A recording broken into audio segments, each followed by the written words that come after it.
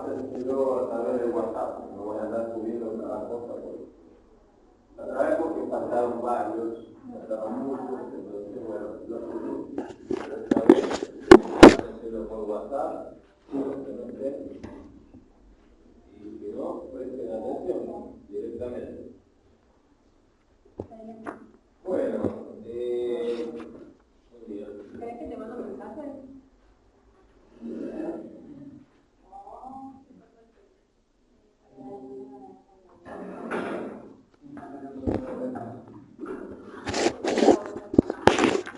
Bueno, vamos a retomar, seguimos hablando de la evolución de la novela como género, y lo que empieza a destacarles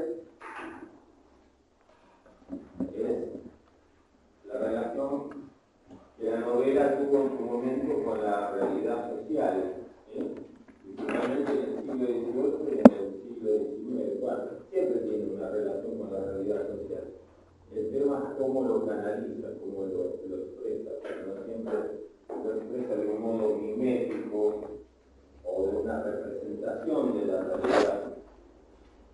De repente las vanguardias del siglo XX no son tan realistas, pero eso no significa que la novela no sea segura antes del siglo XX esté afectado por la realidad, siempre va a tener una afectación de alguna manera.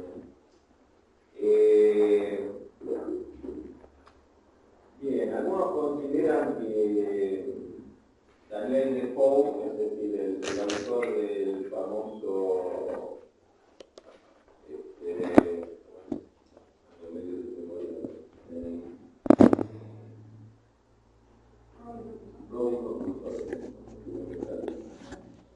el autor de Robinson Crusoe, y por otro lado Samuel Richardson, el autor de América Española, como dicen en inglés, son un poco los fundadores de la novela inglesa,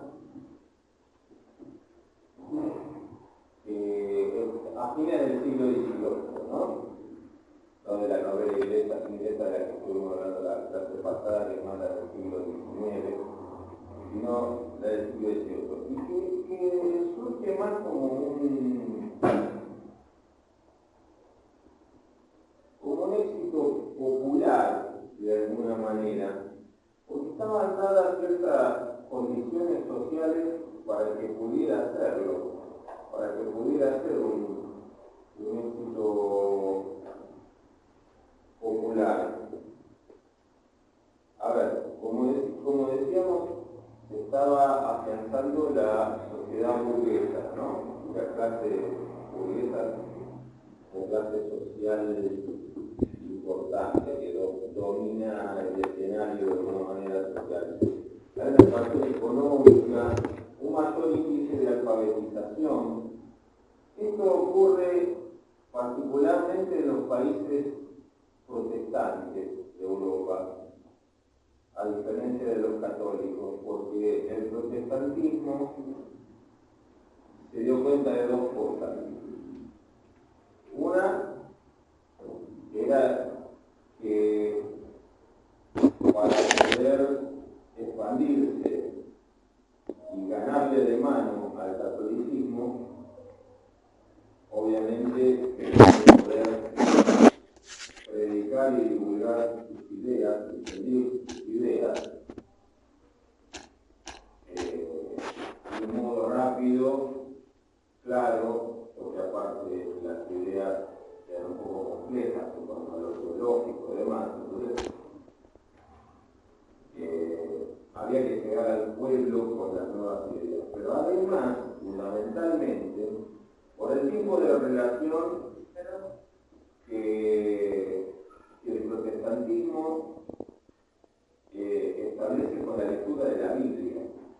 Será fundamental que las grandes poblaciones aprendieran a leer la Biblia y a manejarse con la Biblia.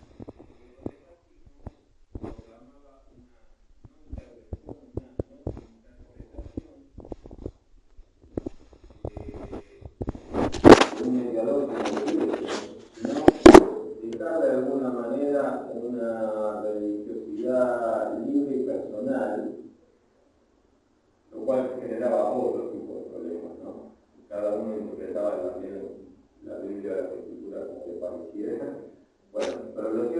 que eso hizo que particularmente en Inglaterra, por ejemplo, se preocuparan por la alfabetización y porque por lo menos la gente leyera la Biblia, por lo menos. ¿Sí? Pero al leer la Biblia, obviamente, el proceso de lectura estaba iniciado. El desarrollo del comercio, el impacto de la producción industrial, algunas clases, sobre todo la burguesía, una mayor disponibilidad de sino que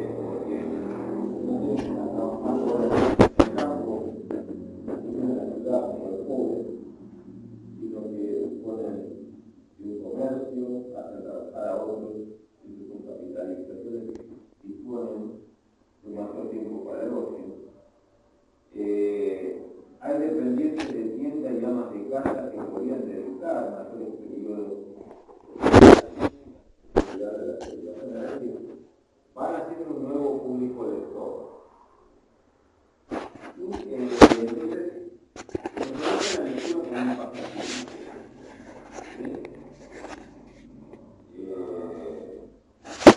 Y tiene mucho que ver con la ideología. Por ejemplo, el personaje Pamela, la novela de Richardson, es una criada, una chica, digamos, del servicio doméstico de una casa. Y en el fondo, de nuevo, es la típica historia de una cenicienta. Pero digamos, el hecho de la empatía que se crea con este personaje, de una chica empleada doméstica, una criada, esa empatía se crea justamente entre las clases medias bajas y también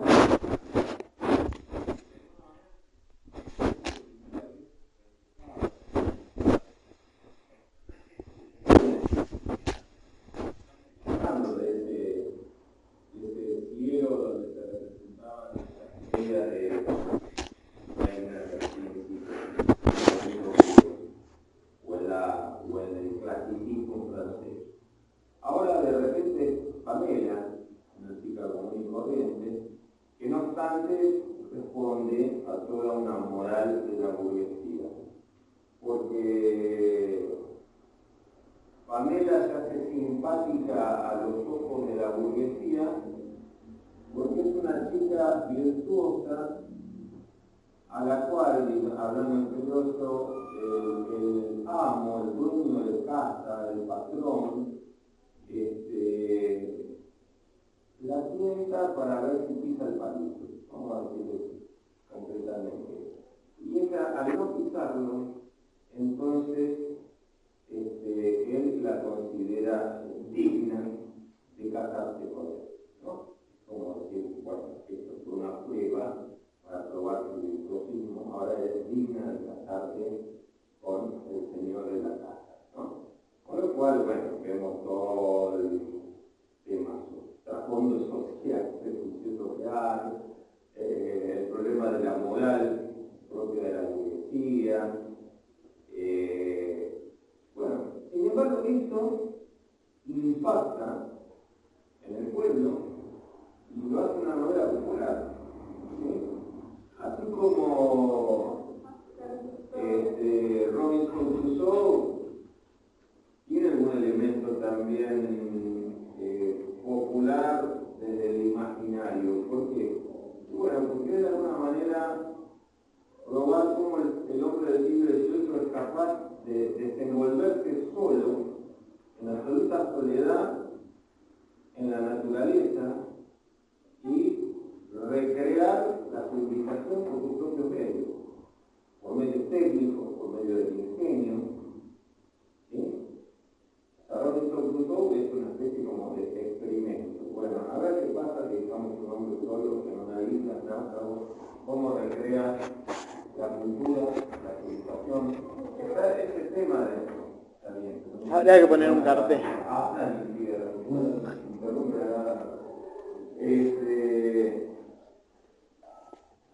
Bien. Entonces fíjense cómo van cobrando valor ciertas cosas como el individualismo, la cultura liberal,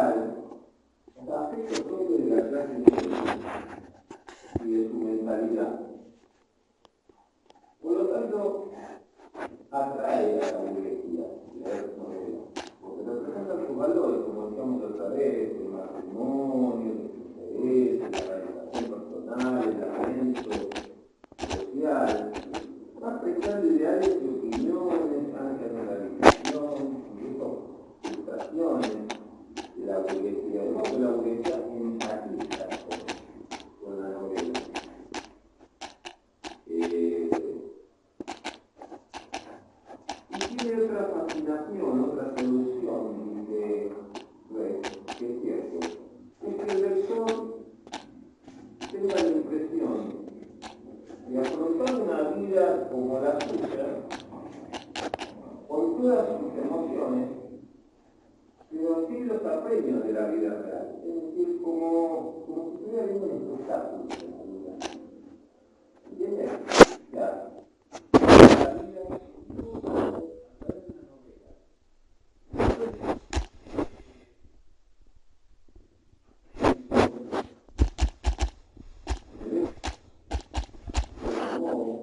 Pero no con los apremios, digamos, con los peligros.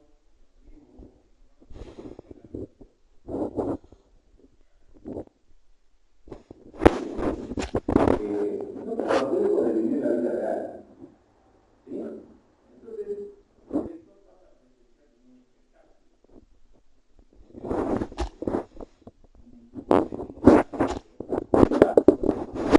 segundo grado, no me compromete con la vida. Pero a ver lo bueno que tiene la literatura, es como una filosofía práctica. En vez de andar reflexionando filosóficamente y poniendo el peso en el pensamiento, en la reflexión filosófica, yo aprendo de la vida, leyendo historia, viendo el comportamiento del personaje, viendo cómo afecta a la vida de otros seres humanos, con los cuales me puedo sentir identificado o no, pero obviamente, como decía un viejo refrán latino, soy hombre en el sentido de ser humano, decía, y nada del humano me es ajeno. ¿No? Pero depende de la literatura que leamos, ¿no? Porque si uno lee literatura fantástica, sabe que no. Bueno, sí, por supuesto, puede haber mayores o menores grados de identificación, ¿no? Yo estoy ahora, en general hay bastante identificación, pero ahora estamos hablando concretamente de la novela burguesa que se desarrolla en Inglaterra a fines del siglo XVIII, en el siglo XIX, y que realmente representa las aspiraciones, los ideales, la identificación con la sociedad de entonces es de alguna manera ver el propio mundo reflejado, pero en términos ficcionales. ¿Sí?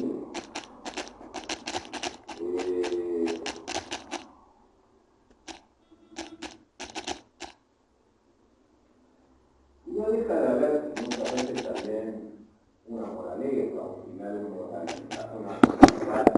moralizadora en las novelas, a modo de lecciones, de dejar una enseñanza bonita para la vida.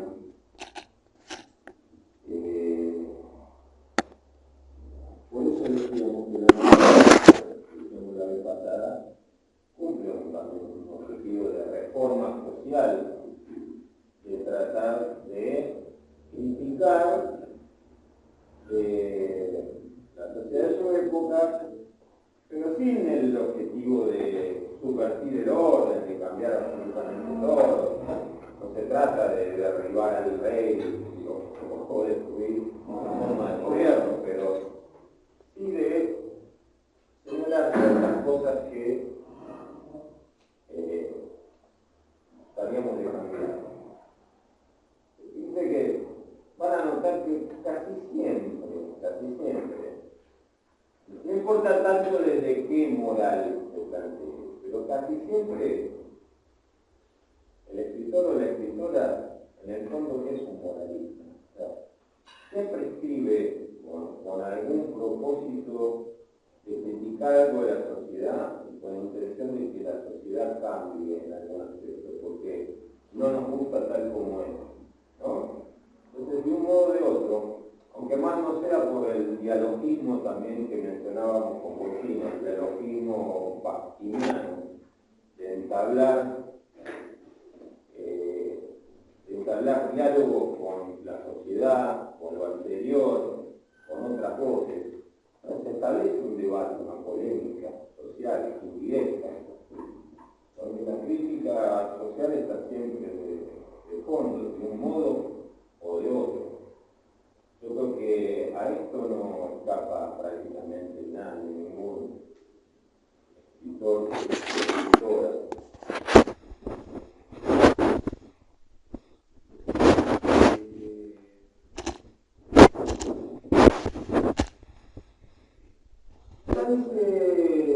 Dice Red algo muy importante. Dice, el concepto de realidad, estamos en una época fundamentalmente realista, el realismo empieza a nacer con el siglo XIX, con este tipo de novela burguesa. Pero es muy interesante lo que dice, el concepto de realidad es la premisa especulativa básica que define la mentalidad de una época. Es decir, el concepto de realidad que tiene una época se va a ver reflejado de un modo o de otro en su literatura. Y va a construir una imagen del mundo. ¿Sí? Eso no significa que todas las épocas tengan el mismo concepto de realidad. ¿Sí? El concepto de realidad para la Edad Media podía ser representar tranquilamente ángeles volando en el ser humano. Y el día de mañana puede ser alienígenas volando entre seres humanos. Con lo cual quiero decir que bueno, el concepto de realidad puede ser muy amplio y puede cambiar de época a época. Pero es verdad que, como dice, es una premisa básica el hecho de que toda literatura maneje un cierto concepto de la realidad.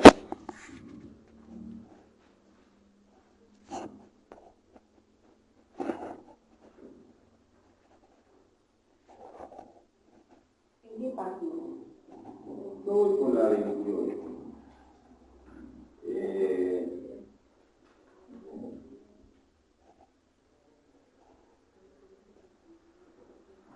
Bueno, y el realismo, dice Red, también va realizando de a poco, esto va a ir creciendo a lo largo de todo el siglo XIX. Tenemos que esperar un poco los finales del siglo XIX, casi en 1900, para que se dé del todo, pero de a poco el realismo va realizando como incursiones psicológicas en los personajes, incursiones en la psicología de los personajes, para determinar el impacto que tiene en ellos la realidad social y los vínculos sociales y afectivos.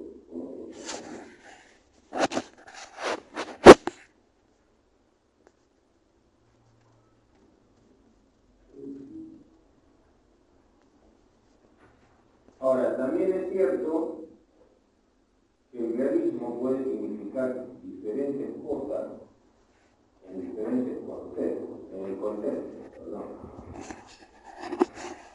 El realismo puede significar diferentes cosas en diferentes contextos.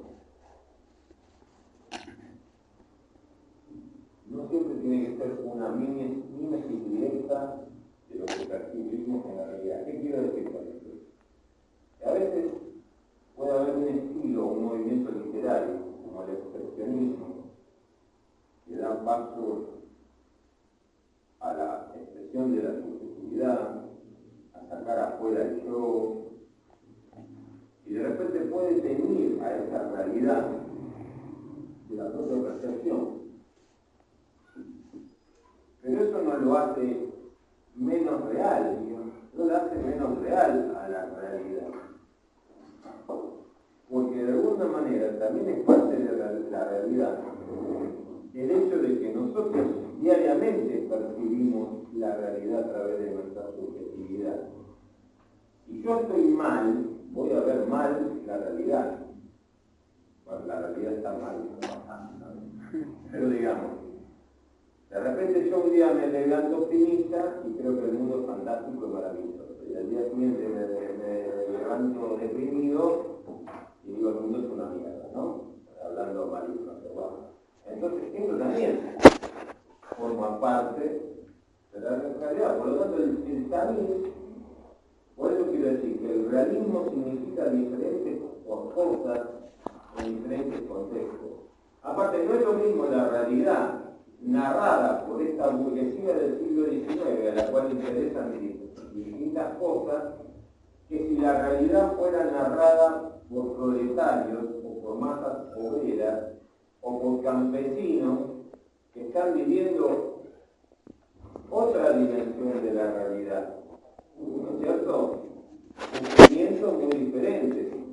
Por eso cuando llega el romanticismo, aparece algo que llamamos comúnmente el feísmo, que después lo va a explotar también Baudelaire en su poesía, ¿no? ¿Y qué sería? Bueno, bajar hasta el nivel de mostrar lo que sufre la sociedad.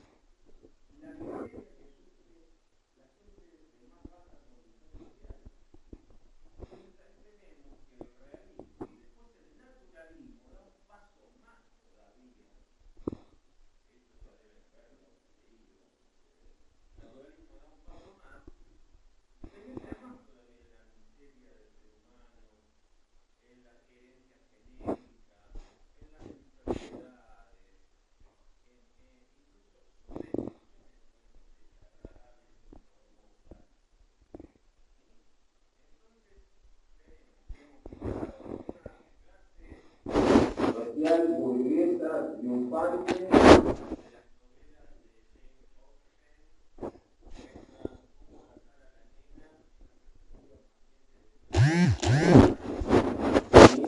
donde casi siempre las historias terminan felizmente, a la degradación que sufre la gente en más pobre condición social.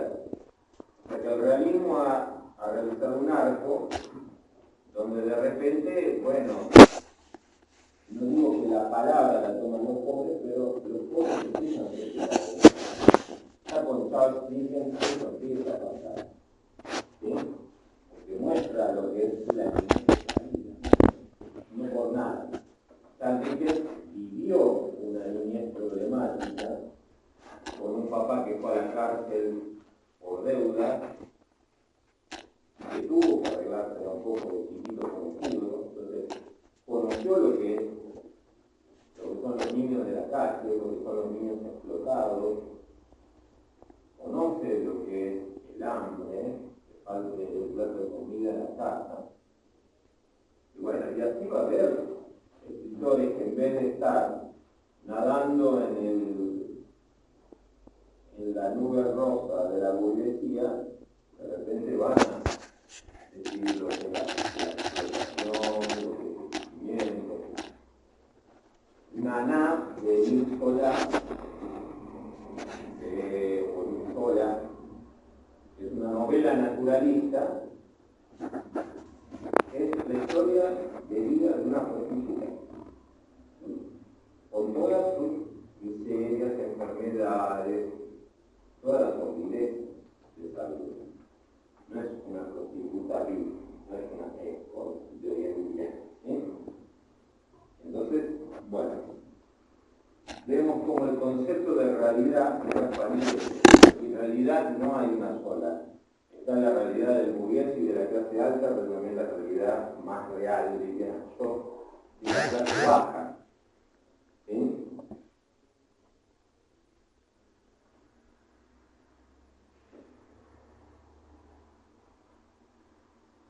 Acá lo dice de alguna manera, lo que yo había dicho antes. No es posible ser un gran novelista si se carece de una intensa preocupación moral. Es decir,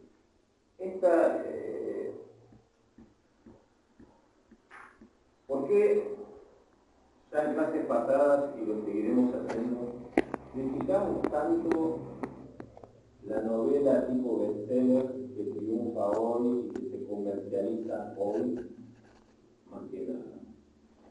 No solo porque en este tipo de novelas todo está muy formateado y ya no cabe la experimentación, por ejemplo, ¿no? La experimentación estética y narrativa, sino porque realmente esa novela tipo bestseller cada vez tiene menos preocupación moral. No cuestiona a la sociedad. Le interesa contar como historias entretenidas y punto. Se puedan filmar, que sean explotables por Hollywood, si es mejor, y sino que sean un divertimento para distracción de la gente, porque parte de la idea, no, la gente dice, para problemas que tiene la vida real, ¿para qué vamos a escribir algo trágico, algo dramático? En realidad no es así. Es lo que se pasa al revés. No sé si les pasa a ustedes, pero yo conozco que mucha gente dice, ay no, cuando yo estoy triste me pongo música alegre. No, cuando yo estoy triste me pongo música triste. Necesito tocar fondo, patalear en el fondo de la pileta y salir para arriba. Y con la novela pasa lo mismo. La realidad es suficientemente oscura, tétrica, desagradable, miserable. Bueno, bárbaro. Entonces no me traigas una novelita que me cuenta lo bien que le va a la clase alta, o de un tipo Superman o James Bond, o de una chica Barbie, porque, a ver, no están cercanos a mis afectos, mis intereses, mi vida real. ¿Entiendes? O sea, ¿de qué me estás hablando? ¿De qué historia me estás contando? Es muy entretenida, desde el punto de vista lúdico y estético, sí puede ser interesante, pero a mí me gusta un escritor que reflexione sobre la profundidad de la existencia, los dramas de la existencia. Uno lee un autor donde hay sustancia. Por ejemplo, ahora me acuerdo del húngaro Sándor Márai. Y no por nada fue un hombre que se suicidó. A ver, usted lee novela de él y la pucha, te deja algo.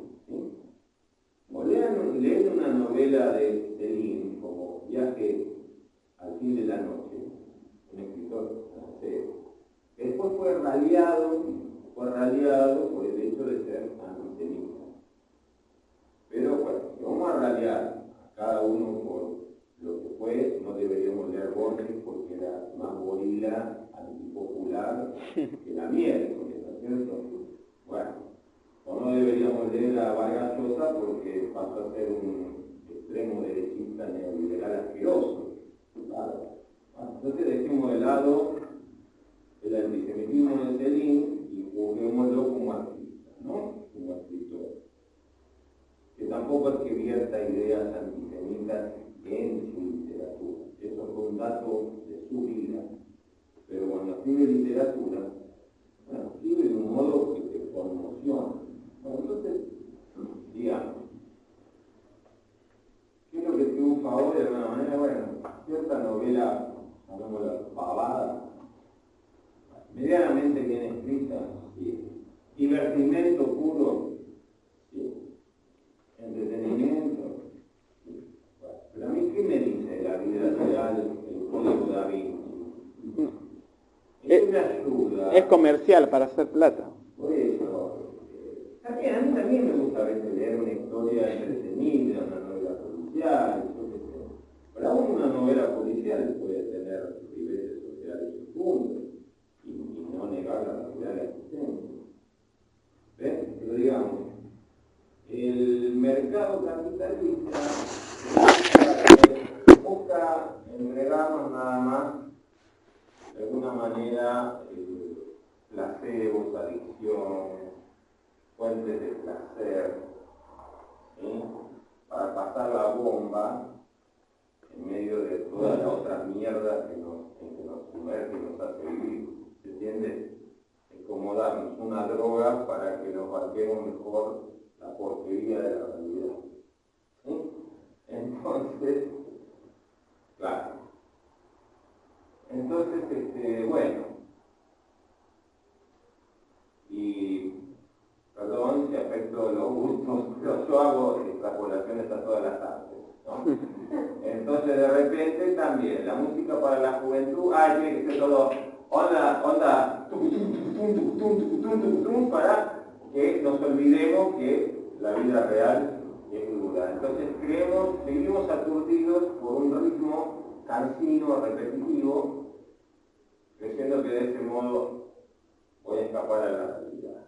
Y vivo en un mundo de provocación sexual, mención de la droga, pero sobre todo con un ritmo hipnótico que no me lleva a pensar mucho, ni a sentirme mucho, ¿no? O sea, todo nos lleva a un mundo consumista donde lo fácil está a la orden del día. Y, no seas plomo, no me vengas con novelas difíciles, con música elaborada, con arte complicado, con películas complejas que me hagan pensar. No quiero pensar, ¿no? A ver, a mí me asqueaban los 90 porque la única palabra que se usaba en los 90 era ser divertido. Ser divertido, lo que importa es ser divertido, ¿viste? O sea, ser divertido. ¿Qué es ser divertido? Era negar la realidad, era negar la realidad.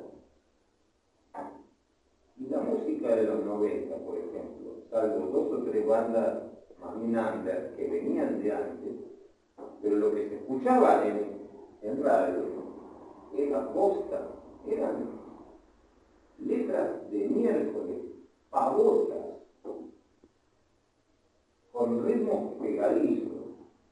Y la novela de los 90 es también la novela que empieza a ser comercial. Y los premios de los periódicos, de las grandes editoriales, empiezan a premiar siempre el mismo formato de novela, donde lo experimental no tiene cabida, chicos, no tiene cabida.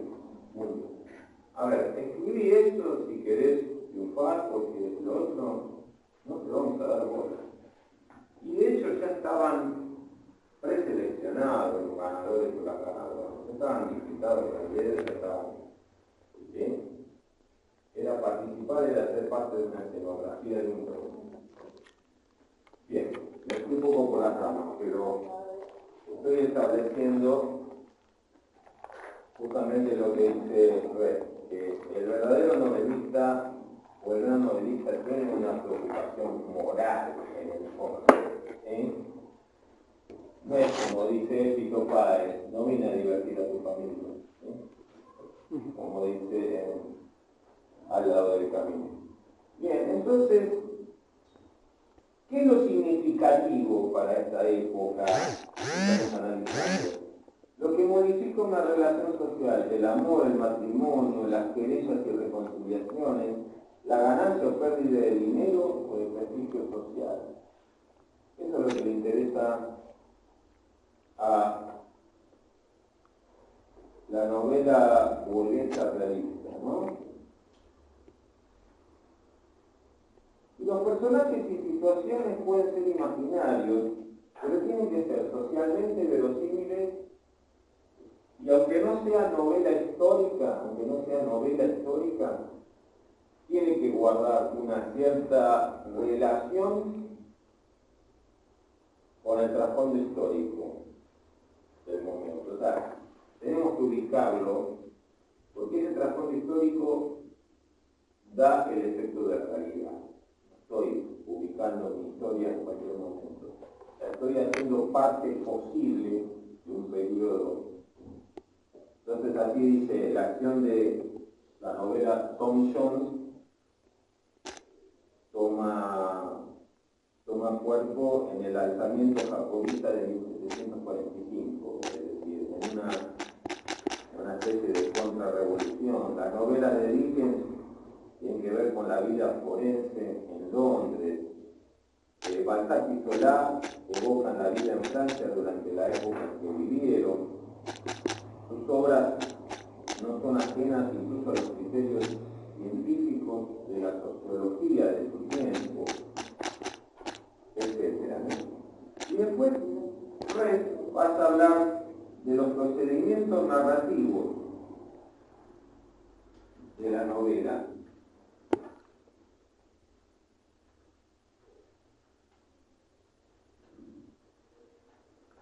Porque bueno, lo que busca la novela es crear ciertas impresiones y ciertos efectos de sentido en el lector. Y para eso tiene que respetar ciertas convenciones, técnicas y procedimientos narrativos.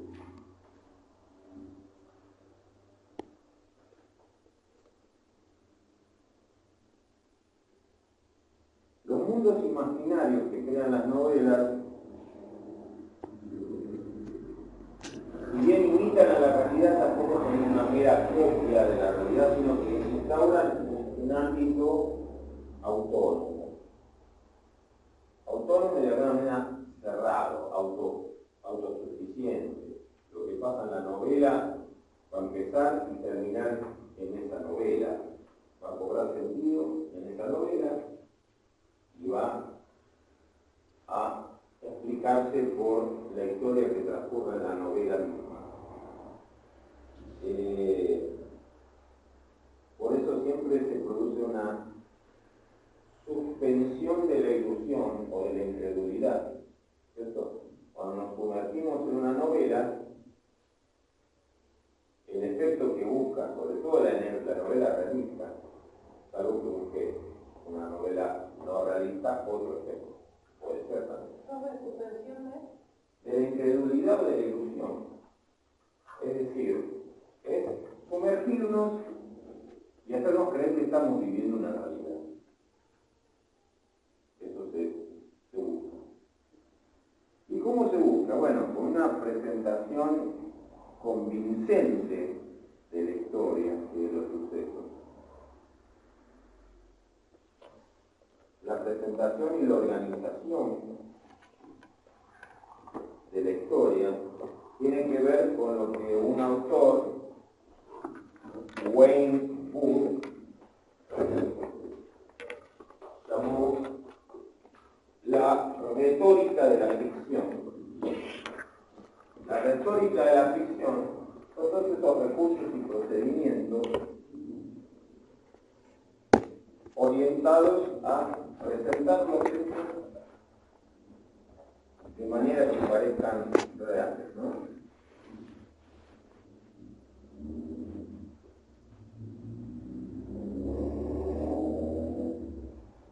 ¿Y cómo se logra esto? Bueno, por ejemplo, trabajando en la organización temporal, mostrando la continuidad causal de los acontecimientos, como una causa crea sus consecuencias, sus efectos, que a su vez crean nuevos efectos y nuevas consecuencias. ¿Sí? Entonces todo se va encadenando de ese modo, ¿sí? Generando el punto de vista del personaje, un punto de vista bastante psicologizado, para convertir a ese personaje en un verdadero ser humano. ¿Sí?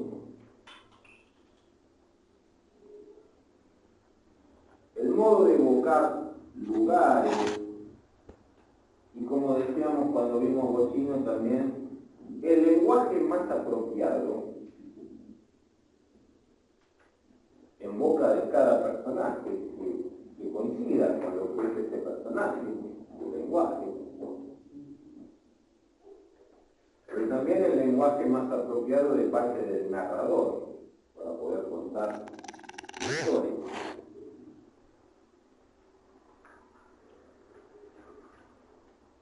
a partir de acá, Rex va a estudiar tres aspectos. La exposición de la trama, la presentación de los caracteres y el empleo de un estilo adecuado. Tienen que ponerlo así por modo de columnas, porque vamos a hablar de la exposición de la trama, la presentación de los caracteres y el empleo de un estilo adecuado.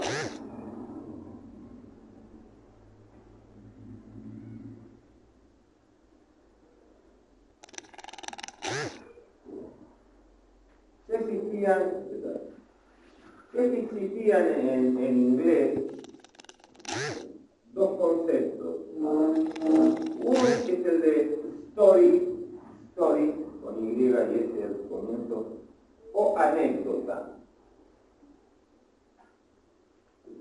que tenía por finalidad más bien contar una secuencia de hechos que se suceden en el tiempo, una secuencia de hechos que se suceden en el tiempo. Pero después está el concepto de plot o trama, que también es una secuencia de hechos, pero que pone el acento en la causalidad. Es distinto. Ya no es mostrar simplemente, uy, miren lo que pasó, sino que esto que pasó se explica por esto, por esto, ¿sí? Es decir, la trama pone el acento en la causalidad.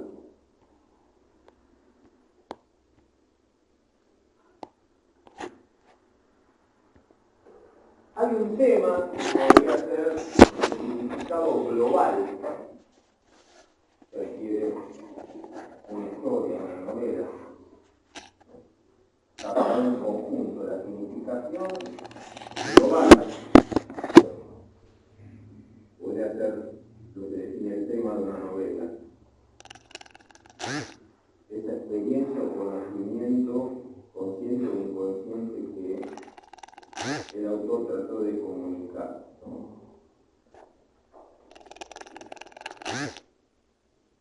Después ustedes habrán, supongo que visto en teoría literaria 1 o más detenimiento, lo que llamamos los puntos de vista, ¿no? Lo estudiaron bajo Genet. Bueno, focalización, sí, claro. Primera persona consciente, tercera persona. Pero nosotros, los que venimos al primero, más o menos, porque nuestra profe estuvo en silencio. Tuvimos 4 clases con ella. Bueno. Pero tenemos los textos leídos. Yo voy a comentar, digamos, la clasificación que da que no es exactamente la de género, pero bueno, van a encontrar solo para entender más o menos de qué estamos hablando.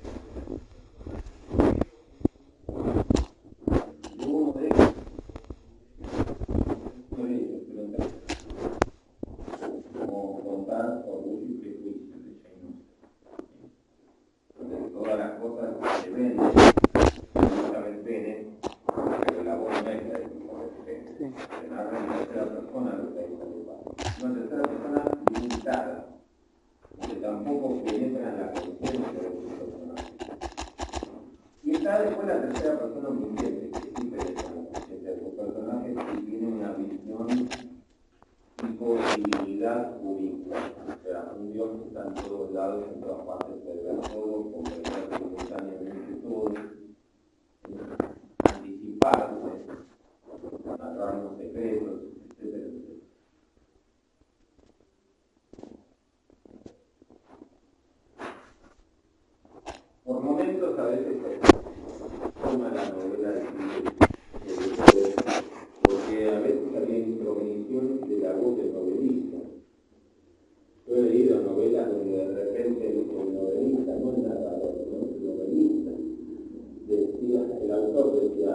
Bueno, querido lector, lo que vendrá a continuación te dejará un poco pasmado, pero ten en cuenta que estas aclaraciones que rompen justamente el criterio de inclusión o la suspensión de incredulidad, te sacan de ti.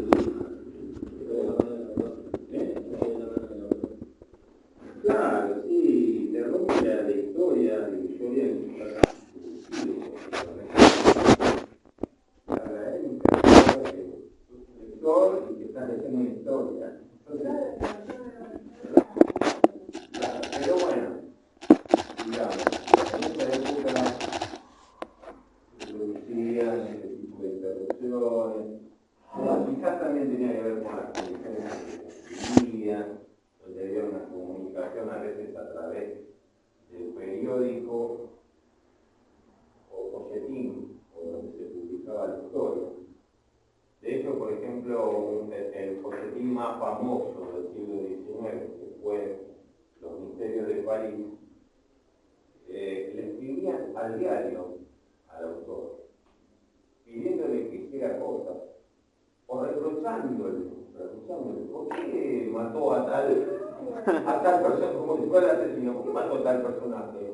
¿Y por qué fulano y fulano no se enamoraron? Si era una pareja ideal para, ¿no? Todas esas cosas. Entonces él a veces hacía concesiones, porque si no, claro, salía público también. Pero digamos, a veces la voz del escritor interviene por este tipo de cosas, ¿no? Y después tenemos la caracterización o pintura del personaje, ¿sí? Lo que ha llevado a expresiones como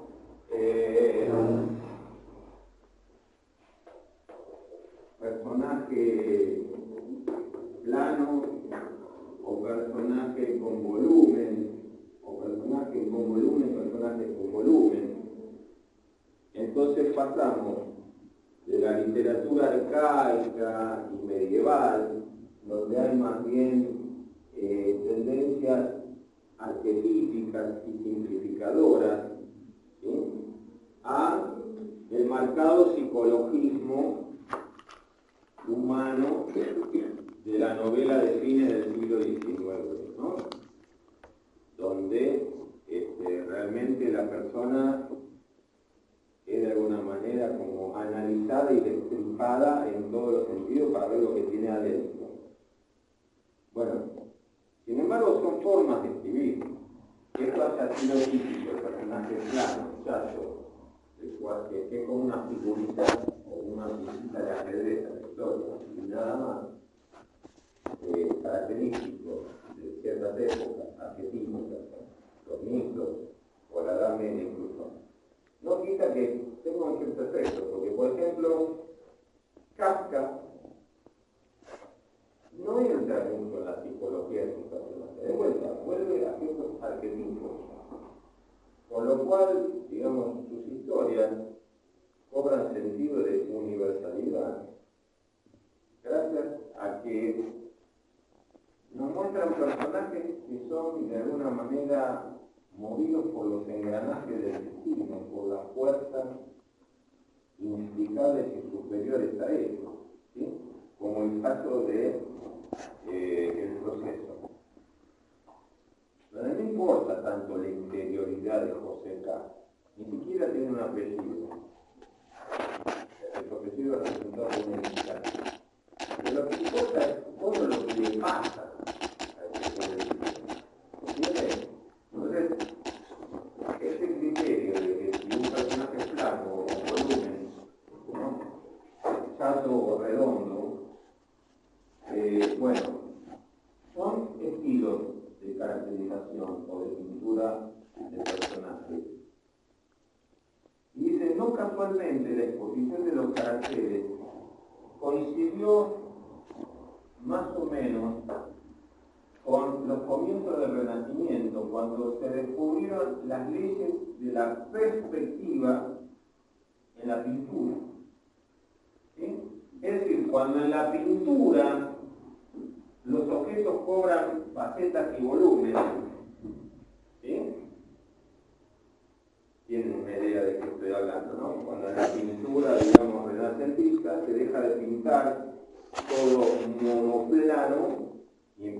a jugarse con las facetas, los volúmenes, ¿sí? Donde ahí nace la perspectiva. Bueno, en esa misma época, no casualmente, se empieza a cobrar conciencia de que los personajes tienen una perspectiva. Hay que analizar a los personajes en más de un aspecto, y no hacerlos simplemente figuritas con un nombre que participan de un jueguito que es la historia, ¿sí? Sino que son seres humanos. Es decir, así como la pintura empieza a ser realista gracias a que se descubre la perspectiva,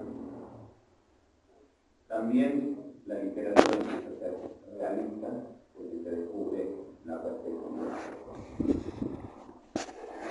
Entonces las figuras humanas para ese momento dejan de ser abstractas o alegóricas, como venían siendo en la Edad Media, en ciertas obras, por ejemplo en la literatura artúrica, ¿sí?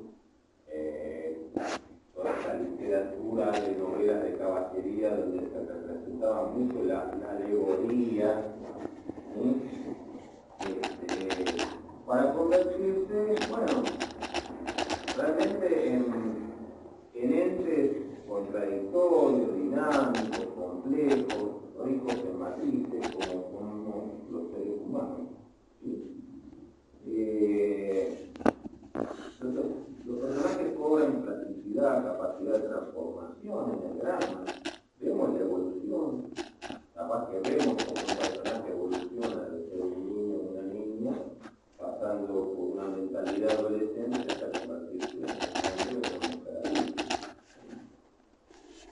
Y eso lo vemos. Pone como ejemplo cómo evoluciona Elizabeth Bennet en Orgullo y Prejuicio y cómo cambia su actitud respecto de Darcy, ¿no?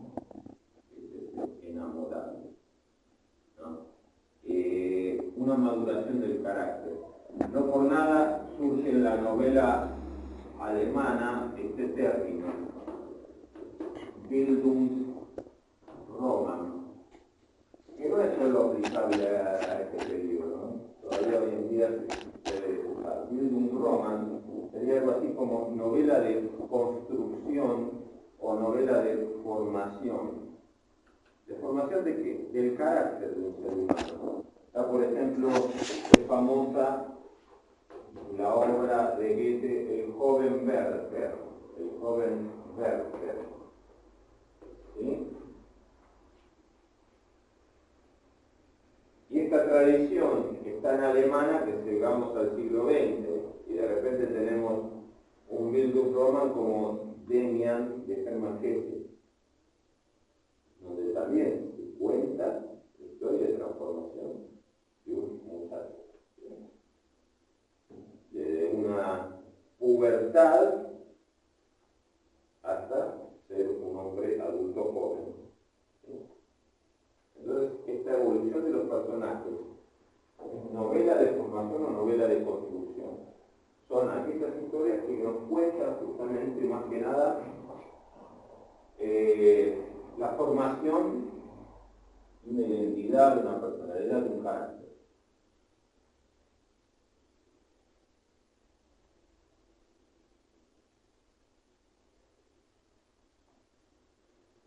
Y como dice Red, los novelistas también adquirieron esta predilección por señalar, por indagar, por investigar cómo hay modificaciones en el temperamento individual que tienen que ver con la inserción en un ámbito social determinado. Es decir, como si vieran a través del microscopio, ¿no? Cómo cambian ciertas personalidades porque están inmersos en un ámbito social determinado.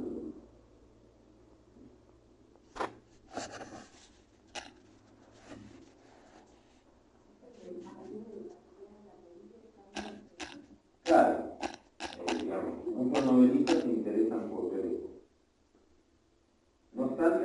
perdamos de vista que todo personaje es una construcción verbal, que va a resultar que maestría esté representado esto. Y los procedimientos de caracterización de los personajes van a variar mucho. Algunos van a acentuar los rasgos cómicos, grotescos o excéntricos de su criatura. Tienden a simplificar los tratos y exagerar los aspectos característicos, que son novelistas un poco caricaturescos. O sin ser caricaturescos, porque podría también no tener un acento tan grotesco, farsesco, pero sí bien tipificador. Por ejemplo, Balzac no era grotesco, ni buscaba lo cómico, lo excéntrico, pero hacía una caracterización bastante típica de los personajes, como ubicándolos en tipos sociales determinados.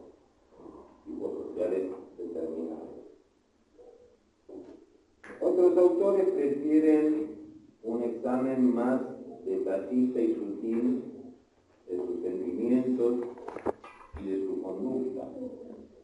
Esto empieza a darse más, un poco más a fines del siglo XIX. Ya ocurría, ¿no? Ya ocurría, incluso con Genote, con Cercero, y sobre todo se marca mucho más con Henry James, ¿sí? Con Joseph Conrad, escritores de la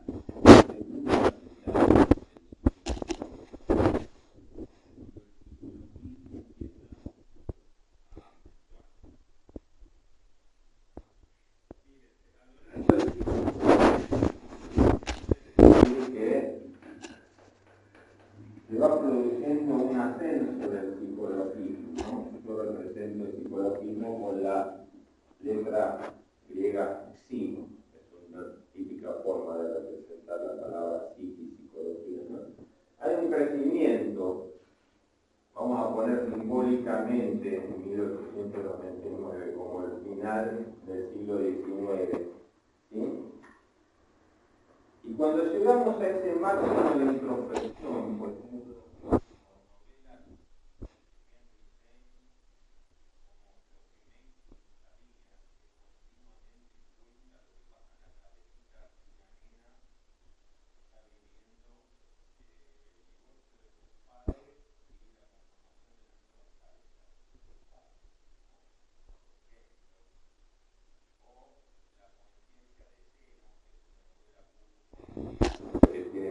no dice el nombre, la conciencia en seno. Bueno, y acá se produce justamente, lo hago así para marcar el contraste, no porque sea una verdadera caída.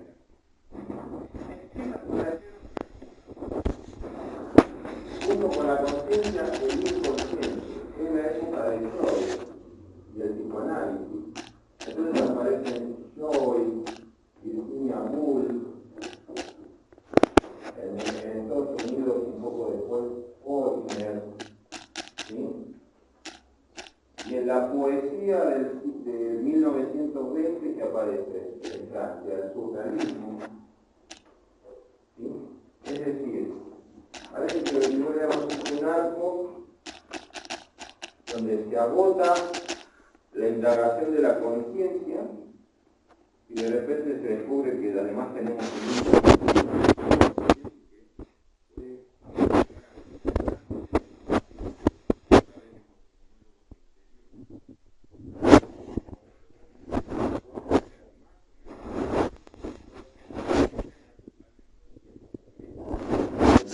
ver en cosas absurdas, incoherentes, como serían las inconscientes de repente, como que lo dejan libre.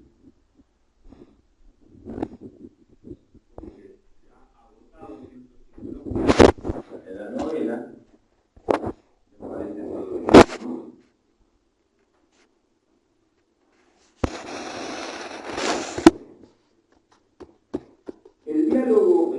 importante también, y como decía Bastín en el texto de Bocino, el lenguaje de los personajes, porque el lenguaje de los personajes deja al descubierto los pensamientos, la educación que tienen, la extracción social. O sea, el lenguaje de cada personaje representa mucho lo que es su personaje.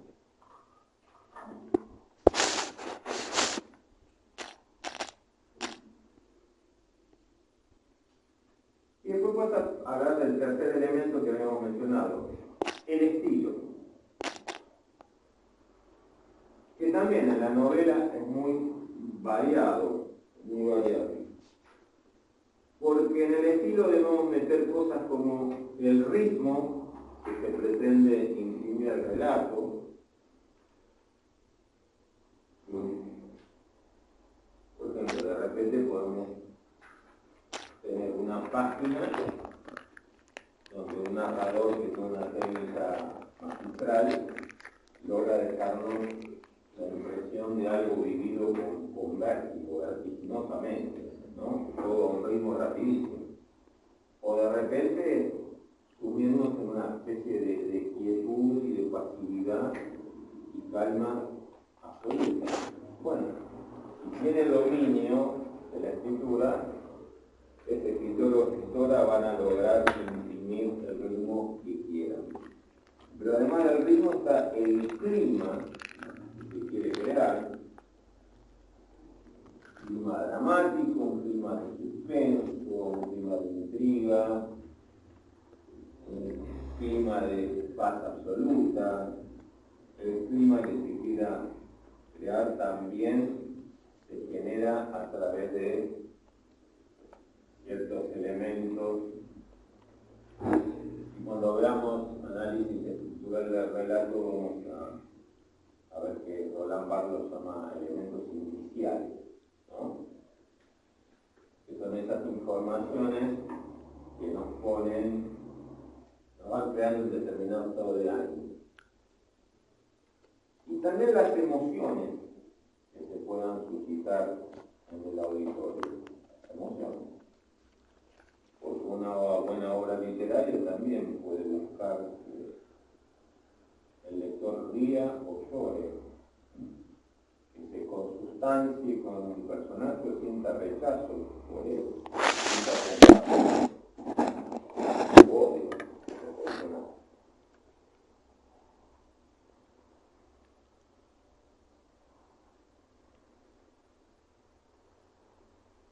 Ahora bien, la novela, por lo general, siempre trató de ir descargándose de cierta retórica que, por ejemplo, estaba más presente en la poesía. Entonces, siempre trató de llevar adelante, como esta vez, una prosa que podemos llamar utilitaria, que es hacer lo posible, simple, sencilla, operativa. Esto ya fue advertido por Cervantes en el Quijote, y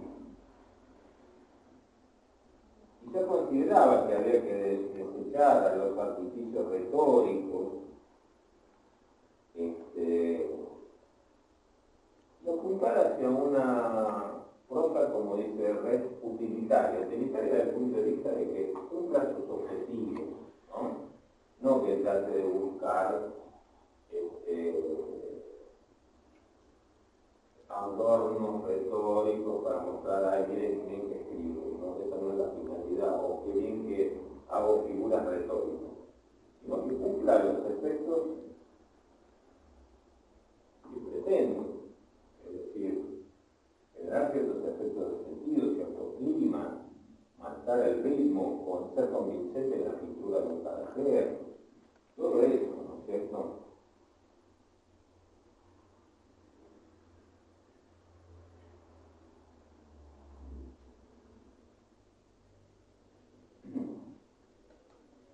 Se puede decir que hay una interpretación dialéctica de alguna manera, porque si bien la novela es un ejercicio de ficción, un ejercicio imaginativo,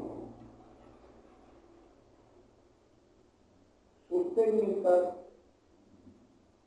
lo que buscan poner y desentrañar el significado de la realidad. ¿Sí? Poner y desentrañar el significado de la realidad. Entonces, nos valemos de la ficción, pero un poco para tratar de agarrar la realidad. Por eso se dice en algún momento la literatura como una filosofía práctica.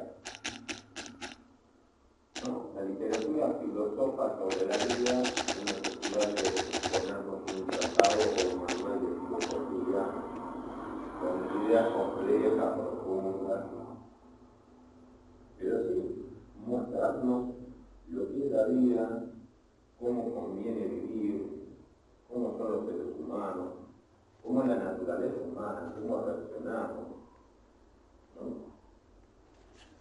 Para que nos introduzcamos en el conocimiento de los problemas sociales y morales.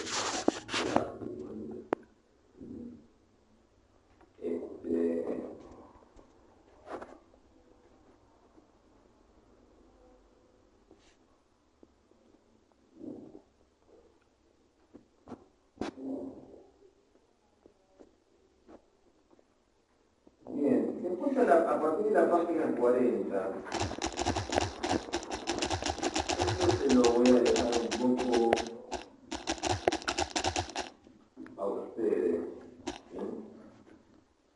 Se lo dejo a ustedes porque, digamos, como acá hay bastante información detallada, porque es la trayectoria de la novela. Entonces hay muchas fechas y muchos nombres de novelistas y muchos cambios de países. Se va a hacer un plomo a la exposición de esto, me va a llevar mucho tiempo y no va a ser una gran diferencia. Léanlo por su cuenta, pero presten atención porque realmente nos pone en situación de cómo la novela evolucionó en distintos países. En Inglaterra, en Francia, pero también incorpora a Estados Unidos, Rusia, ¿sí? Y un poco por qué se caracterizó en cada país, o cuál fue su mejor época en cada país.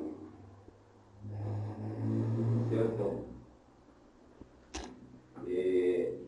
Aparte van a nombrar autores que nosotros vamos a ver en encuentros, sobre todo. Pero léanlo, no lo pasen por alto porque yo lo estoy esquivando en este momento. ¿Sí? Porque lo que se dice es importante. Aparte, ustedes tienen que ir adquiriendo ya para este segundo año de la carrera un panorama más o menos, por el cual al menos que le mencionen un escritor y no se quede con la boca abierta del cine. Bueno, tengan una idea, aunque no lean sus obras, pero ven, podrían ir leyendo también. ¿Quién es Balzac? ¿Quién es Proust? ¿Quién es Saint-Exupéry? ¿Quién es Flaubert? ¿Quién es Stendhal? ¿Quién fue Dostoyevsky? ¿Quién fue Chekhov? Bueno, tener una idea de esos autores que marcaron hitos en la novelista, ¿no? Y a partir de la página 47, también de alguna manera sigue la cuestión histórica, pero ya empieza a marcar cómo a comienzos del siglo XX, como vimos que pasaba con los movimientos de vanguardia, las guerras mundiales, los cambios sociales, la desintegración de las pautas morales establecidas, es decir, la transformación de la sociedad, y de la historia del momento, incluso el descubrimiento de la psicología reciente, el psicoanálisis, el progreso científico, la madurez de la psicología,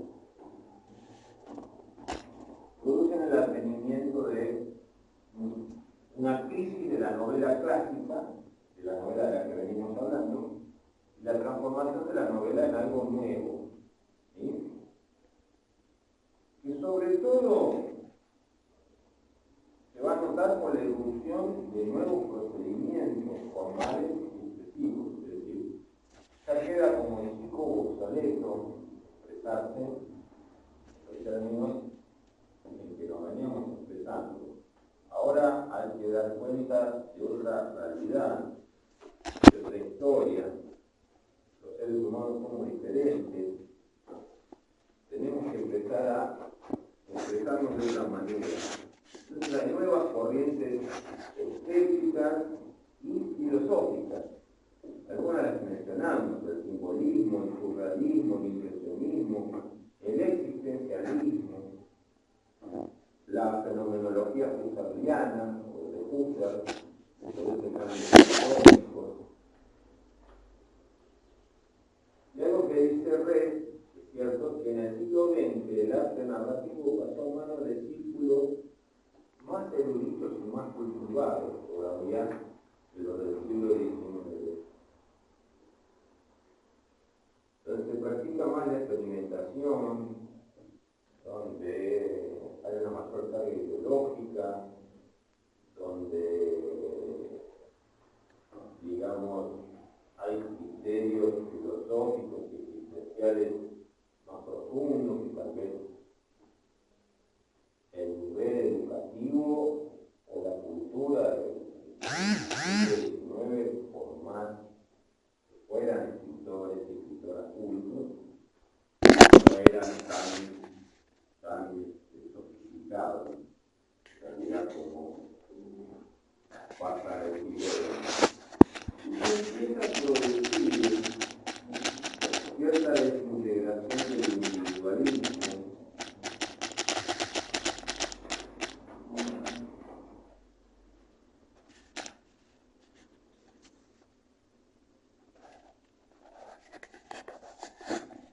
y también un mayor primer plano del trasfondo histórico, ¿no?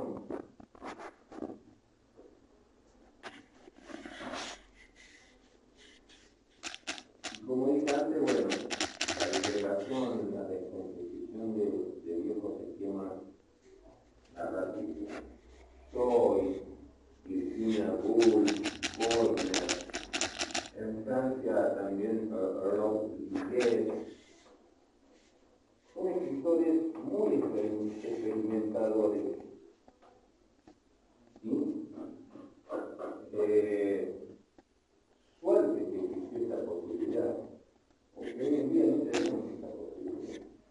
Incluso cuando fue el boom latinoamericano, las editoriales españolas que se llevaron por editar, publicar, hablando de escritores latinoamericanos, principalmente Seix Barral, fue una de las mayores, hicieron la apuesta a nuevos escritores, y también a esta gente en su momento se la publicó, Rodríguez, Joyce, Woolf, Faulkner, cuando no se tenía certeza de cómo iba a aceptar el público estas novelas, pero se apostó a la calidad, no a hacer plata, no a vender cosas baratas, como decíamos antes, para llenarlo de plata y punto. Entonces los premios hoy en día de las grandes editoriales son una farsa, un desmontaje de una farsa, ¿no?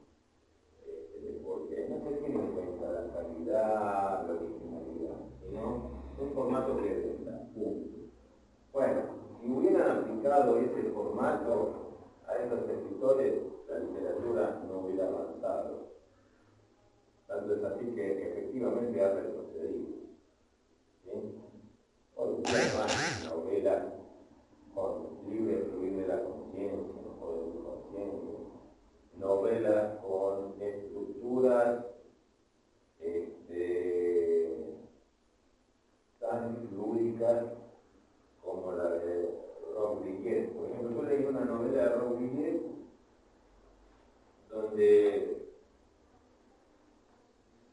digamos, la fórmula o el mecanismo de fondo que hay, narrativo, consiste en, de alguna manera, contar siempre los mismos hechos, siempre la misma historia, cambiándole algún elemento. Es como aplicar la combinatoria matemática, pero a la narrativa. ¿Sí? Entonces vuelve a contar la misma historia, entonces siempre notamos algo en común, pero siempre también estamos inspirados por saber qué es lo que le va a cambiar a la historia. Era las 9, yo quería hacer un libro para que tuviese una película. Claro. Y bueno, porque la literatura y la industria editorial están en diferencia.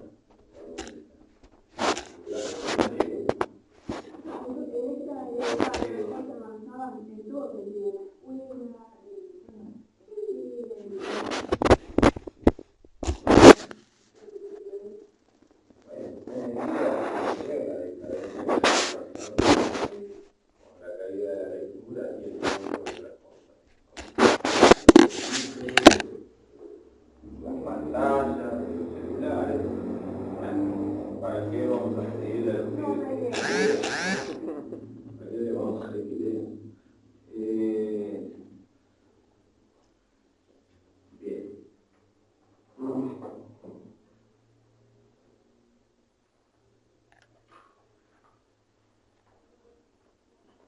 Entonces, en esos momentos,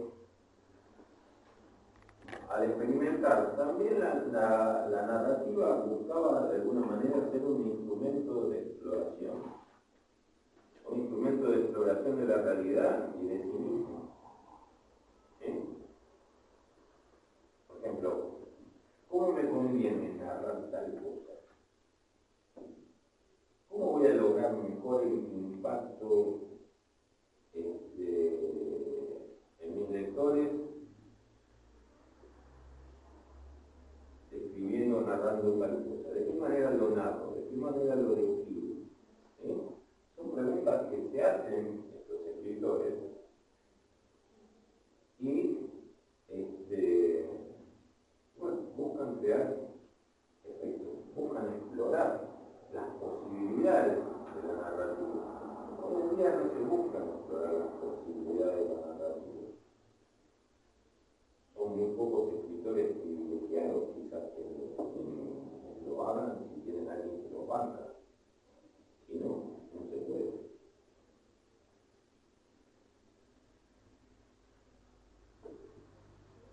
Por lo tanto,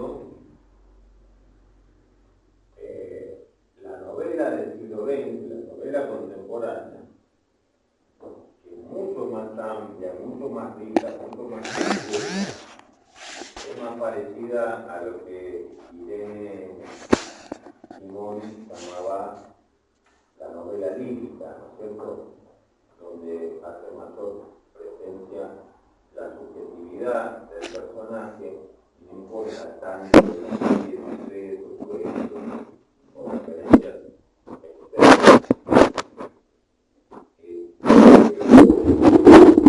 También a los adultos. Lo que pasa es que no podemos ver una correspondencia tan directa como veníamos viendo entre el siglo XIX e intereses de la burguesía. Porque ahora es como que ha explotado una mayor libertad y mayor riqueza. Entonces, ¿pero qué tenemos también? Sí, tenemos también una sociedad más compleja, una sociedad que ha sufrido guerras mundiales, una sociedad que está cambiando muchísimo desde el punto de vista social, ¿sí? El ascenso y la movilidad social, las luchas por las conquistas de los trabajadores, la cada vez mayor aparición de la mujer buscando distintos roles en esa sociedad. La presencia de la psicología, las mayores rebeliones del joven, los tremendos sacudimientos políticos que van aparejados con las guerras mundiales, surgimientos de fascismo, de totalitarismo, de una democracia en los países occidentales que tampoco satisface, como saben, un casi constante estado de guerra, porque mamita, con el surgimiento del demonio en Estados Unidos, a partir de ahí no hubo paz, nunca más, ¿no? Y las fábricas de armamento se encargan de que así sea, que siempre es una guerrita para venderle sus avioncitos y sus cañoncitos. Entonces, bueno, en medio de todo ese mundo tan complejo, donde algunas cosas son buenas, ¿sí? Porque aparecen nuevos derechos, nuevas demandas sociales, y otras cosas son malas, que también aparecen nuevas miserias, nuevas cosas terribles, crueles, dictaduras, lo que sea. Todo ese sacudimiento, más bien, se va a reflejar en una literatura nada fácil de encasillar, nada fácil de interpretar, ¿sí? Obviamente. Y donde además las nuevas formas narrativas incluyen también otra cosa que estábamos dejando de lado, que es la aparición del cine. El famoso sociólogo de la literatura, Arnold Hauser, escribió una novelita buenísima, historia social de la literatura del arte, dedica el último capítulo a principiando la literatura del comienzo del siglo XX a lo que llama el siglo del cine, y cómo el cine impacta en la literatura del comienzo del siglo XX. Además, era mudo. Pero, bueno, ¿y de qué modo impacta? Y bueno, porque hay técnicas que se traspolan al lenguaje verbal de la escritura, pero que son técnicas tomadas del cine. ¿Sí? Montajes en medio de la narración que son copiados del cine. O sea, desde un primer plano, ¿sí?, llevado a una descripción, a cambiar el orden en que se cuenta la historia, hacer análisis y colección, es decir, los procesos de anticipaciones o adelantos, ¿sí? Y ese tipo de media red. Sí, porque cuando yo no sé si viene no creo que venga del cine. Media red significa comenzar una historia en medio de un desarrollo, no desde el comienzo. Pero de alguna manera la historia en algún momento se tiene que contar como fue comienzo. Empieza en media red, pero después hace una análisis, justamente, va para atrás, hace un flashback y se cuenta cómo empezaron las cosas en algún momento. Bien. Bueno. Voy por la página 52 de la red y ahora empezaría el cuento. ¿Sí? Ustedes recuerden que tienen que ir haciendo el mapa conceptual para el trabajo práctico que van a tener que entregar más adelante. ¿Sí? Perdón, la misma metodología del año pasado es con el mapa conceptual. Sí. Lo que le voy a después a clarificar más que otra actividad le voy a incorporar va a ser solo vamos a contestar la red, sino algo vamos a pegar. Seguramente el análisis del relato. Bueno, lo ideal para esta etapa que empezamos ahora con el cuento es que ustedes ya tengan leídos y escuchados los cuentos del corpus. No sé cómo vienen con eso. ¿Qué me pueden decir? ¿Lo están haciendo? ¿No lo están haciendo? ¿No lo están haciendo? Yo leí habré leído 6 libros por ahora, pero hay algunos que son complejos. Leer o escuchar. Entonces releo no, estoy leyendo. Después lo quiero volver a escuchar para que sea más. Pero me gusta leer. A mí me gustó escucharlo de la plataforma que estudió un profe, algunos están bien, pero hay algunos. Está bueno, sí, la verdad. Pero bueno, este el archivo. Sí, descansa bastante. Y también parece como imaginante, vos no se lo escuchás, yo no sé, ese con todo el cuento, ¿quién se lo pasa loco? A ver, y con ese todo. Eso es lo que decís, no todo. Conseguiste de Chejo, Mamorcito, Sí. y la mujer de vos. Sí, todo. ¿También? ¿Quiere? No sé si voy a poder estudiar, no sé si está perfecto porque tardé como 4 horas, porque puedo estar, pero todo más genial. Yo creo que 80, y un chico de paso. No, sí, no sé. Bueno, pero algunos son, Bueno, por eso les dije, tienen la opción de leerlo, de escucharlo en vez de leerlo, ¿sí? Y quizás se les haga más llevadero, más fácil. Igual tomen notas, apunten algunas cosas en el momento de escucharlo. Les di la oportunidad de escucharlo para poder hacerlo justamente en momentos en que tal vez están viajando, quieren descansar, se tiran de la cama o el sofá y escuchan, ¿sí? Y no se cansa la vista. Entonces, tiene esa oportunidad. Pero el tema es que no por dirimirse continuamente, lo leo, lo escucho, se pasa el momento y agarre una cosa de la otra, ¿no? Bueno, si no, sí, porque bueno, hay cuentos más largos y cuentos más breves. Entonces,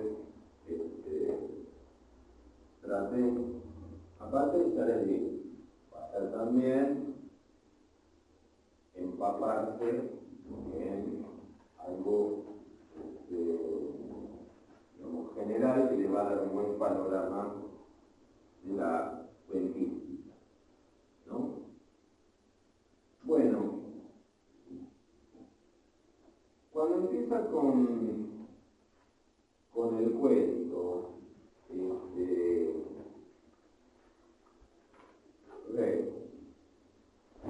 habla de un problema de enfoque, porque, digamos, la tradición del cuento y los orígenes del cuento son más complejos que los de la novela, porque narraciones breves existieron siempre. El tema es que tenían distintos orígenes, distintas finalidades. Entonces, por ejemplo, él usa una terminología en inglés y dice, por ejemplo, en inglés tenemos dos conceptos. Uno es el tale, no relato, donde hay una construcción más bien larga, y otra es la short story, donde hay una grabación interna, una trama más compacta, como los cuentos de Edgar Allan Poe.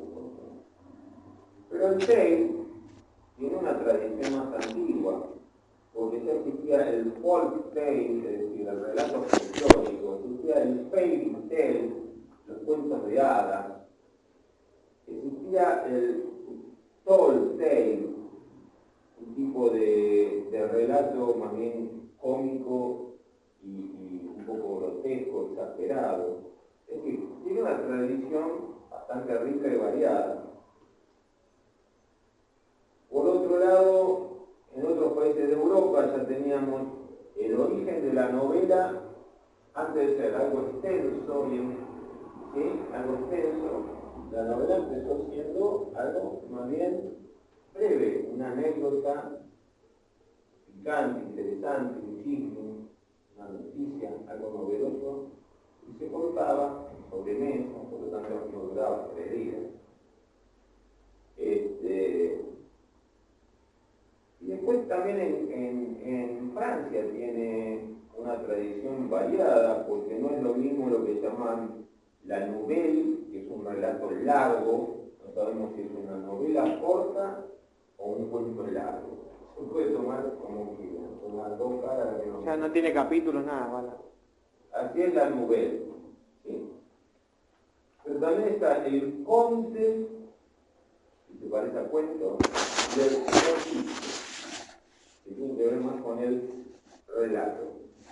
Después ya existían otros géneros más antiguos que venían desde la antigüedad y la Edad Media. La fábula, el apólogo, el exemplum y el fabliau. Es un relato francés también, junto con el conte, la nouvelle y el récit. Así se escribe.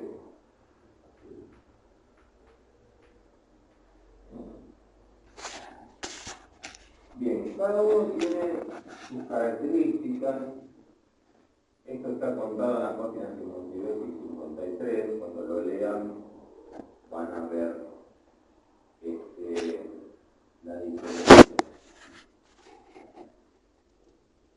Después también habría que hacer una evaluación por otro lado, por el lado del contenido. No es lo mismo un cuento realista que un cuento fantástico, ¿sí? Ya traía su propia tradición, que ya existían los cuentos de hadas, por ejemplo, muy antiguos, ¿sí? Entonces, evaluar el contenido ya es otra cosa. El cuento fantástico, de la supernatural story inglesa.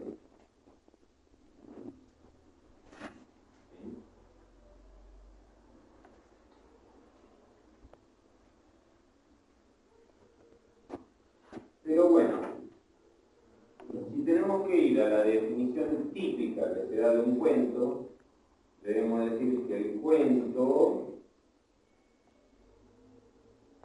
es un escrito de ficción narrativa compuesto en prosa y más bien breve.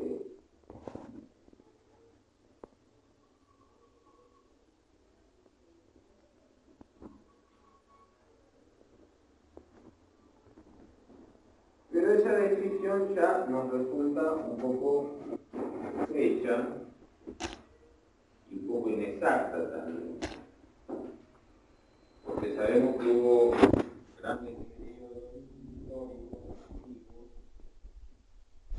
donde el cuento folclórico, por ejemplo, no era escrito, era primordialmente oral. Se contaba de boca en boca, se contaba en reuniones, en fogones, ¿sí? Por lo tanto, el pueblo que era analfabeto se tenía que una.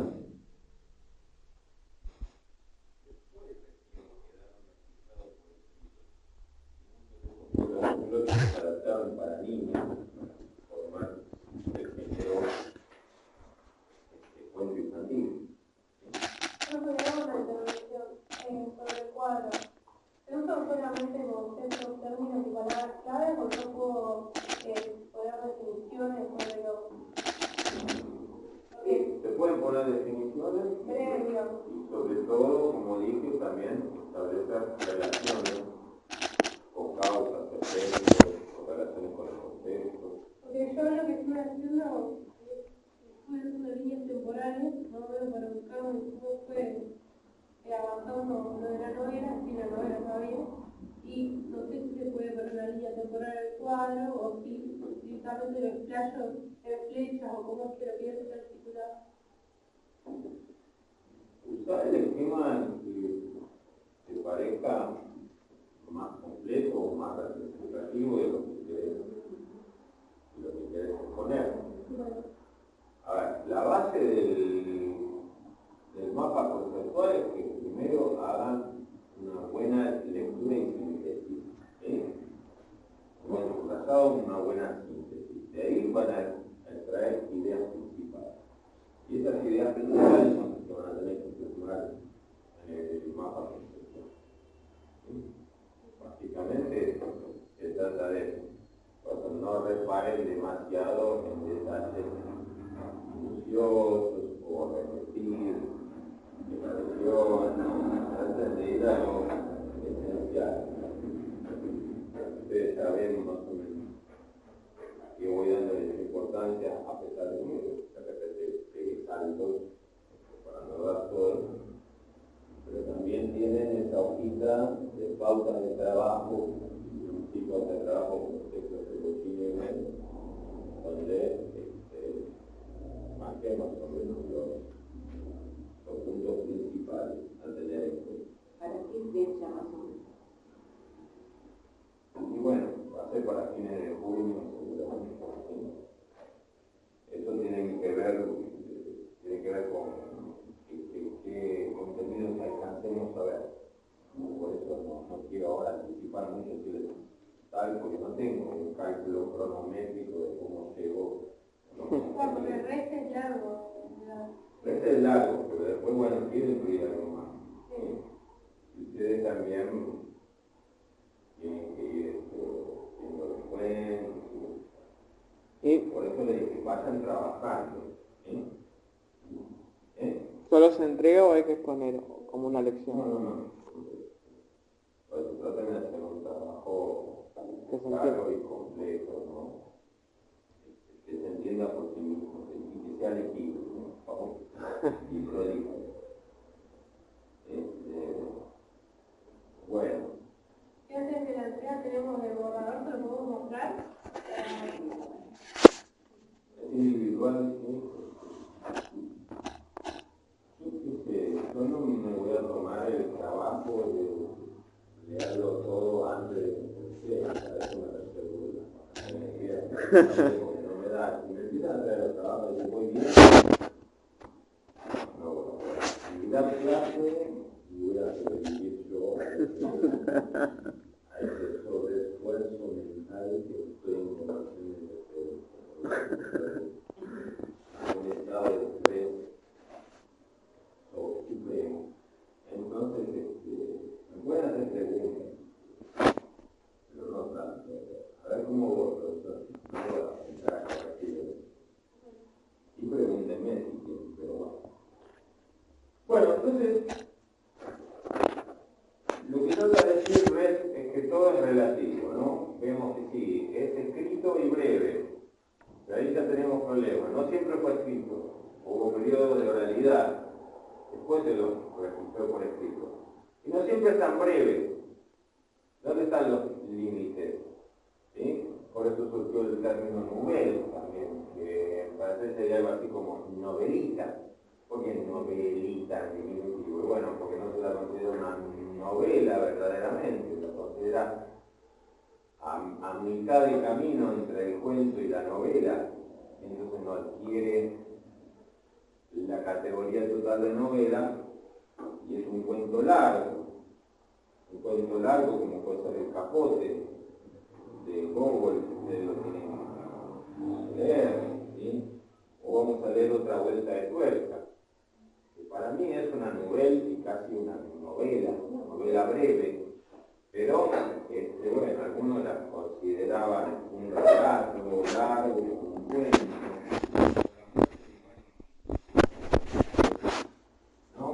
Entonces, ¿qué empieza a aparecer? Un criterio temporal, ¿sí? Donde el teórico principal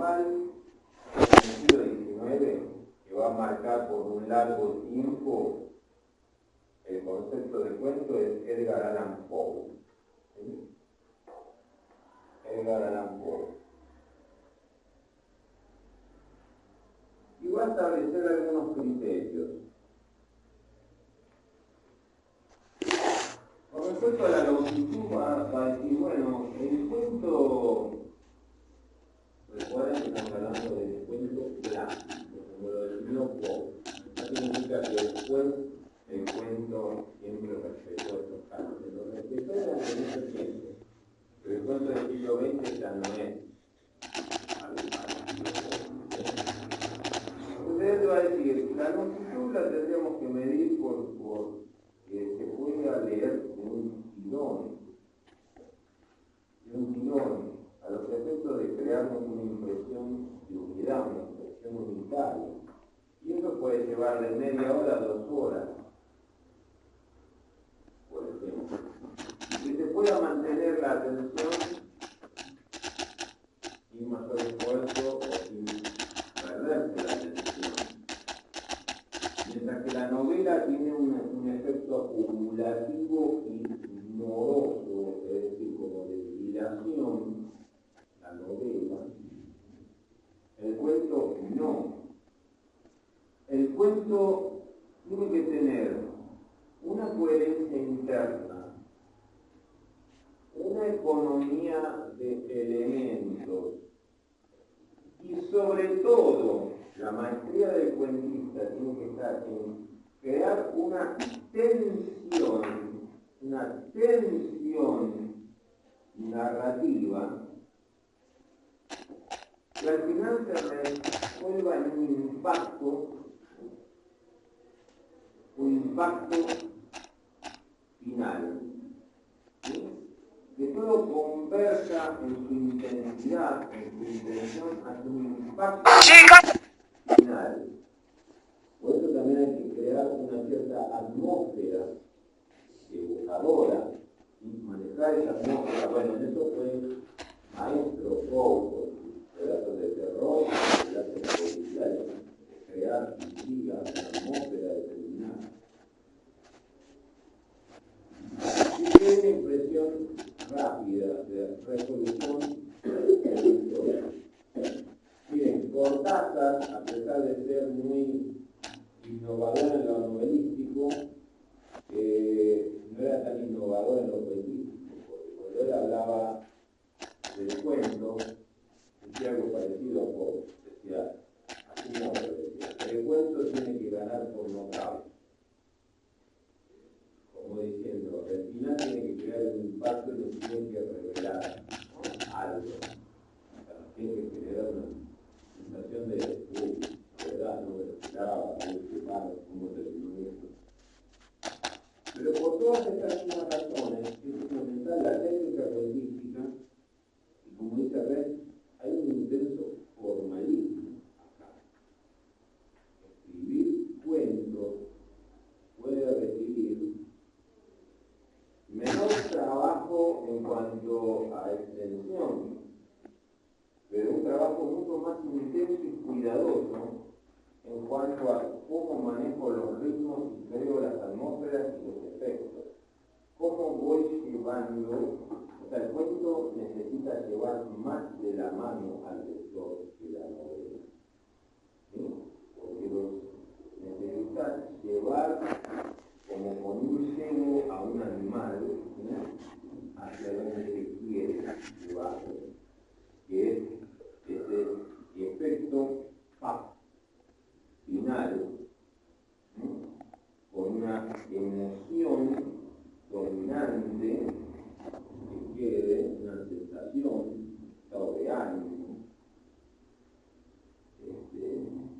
que tiene que ser resultado de la tensión y de la atmósfera que se fue generando. ¿Y cómo? Bueno, de un modo de entretejer el relato, crear una urdimbre, una estructura interna, ¿sí? Bien armada, bien trabada, bien eslabonada. Por eso habla de un intenso formalismo para lo que es el cuento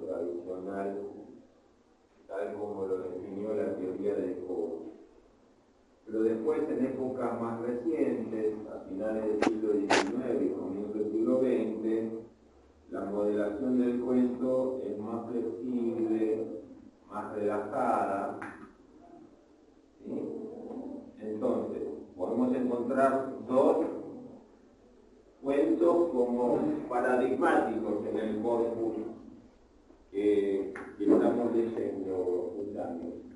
Uno es un cuento de Poe, justamente el caso del señor Valdemar, por un lado, y un caso extremo opuesto podría ser La mancha en la pared, de Virginia Woolf, ¿no? Y en el medio encontramos, digamos, como en un continuum, vamos a encontrar cuentos que se acercan más a este extremo y cuentos que se acercan más a este extremo. ¿Sí? Pero podríamos poner un versus, ¿no? Como los ejemplos paradigmáticos. Señor Valdemar por un lado, La mancha en la pared, de Virginia Woolf, por otro lado. Igualmente, el cuento todavía hoy tiende a ser bastante fiel a la teoría de Poe. Es como que Poe, a pesar de ser hijo de su tiempo, descubrió ciertas invariables del cuento, ciertas características del género que podríamos decir que son universales, son trascendentales, transhistóricas, de alguna manera, ¿no? Y que nos permiten, por eso, llamarlo cuento y reconocer que es un cuento como reconocemos cuando estamos en una novela o que reconocemos cuando estamos en un poema. ¿Sí?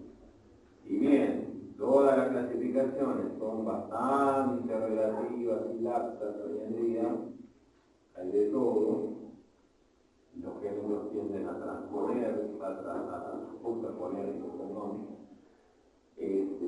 No obstante, puede decirse que bueno, hay ciertas características